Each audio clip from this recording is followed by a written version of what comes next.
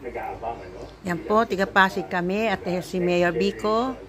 Mayor namin, huling termo na niya na. Congratulations, nanalo siya. Oo.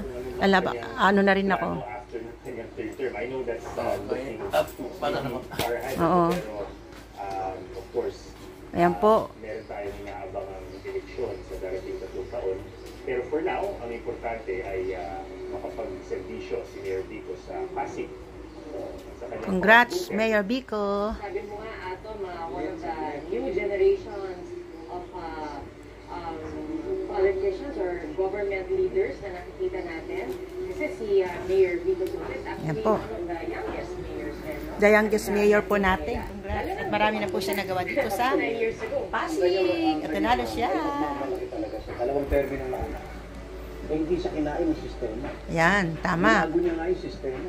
Tama. Na talagang yung transparency, laki pala ng pera ng Pasig City. Nagulat din siya eh.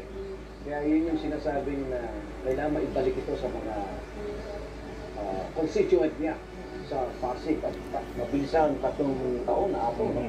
Talaga tiyak. Ang bilis. Anong inaasahan natin na decision niya after ng kanyang last term. Yehey. Malaking magiging ambangan niya yung taong bayan. Oo, kasi meron siyang meron siyang national prominence, which is little, kumbaga, unusual, if not special among local chief executives. Kasi marami naman tayong mga mayor throughout the country. Of course, Pasig is a big city, pero hindi lahat sa kanila ay matunog ang pangalan, even on a national level. Tinangkapang batuan siya ng putik itong mga huling araw, pero nagpapakita siya ng mga dokumentong wala siyang ginagawang mga irregularidad. Kaya kahit ano siguro pagsisikap niyo, kahit malinis naman talaga yung tao. Di ba? At yung magandang servisyo mo na talaga yung maisasampal mo sa kalaban mo.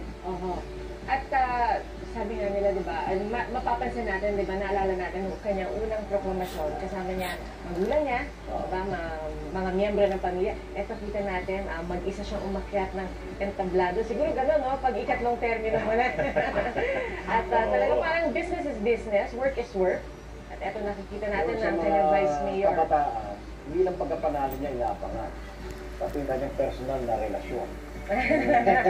Di ba? Lagi pag umarap sa tao, tinatanong sino ang kanyang nagawa, mga gano'n na gano'n. Pero siya talaga nakatutok muna sa kanyang trabaho.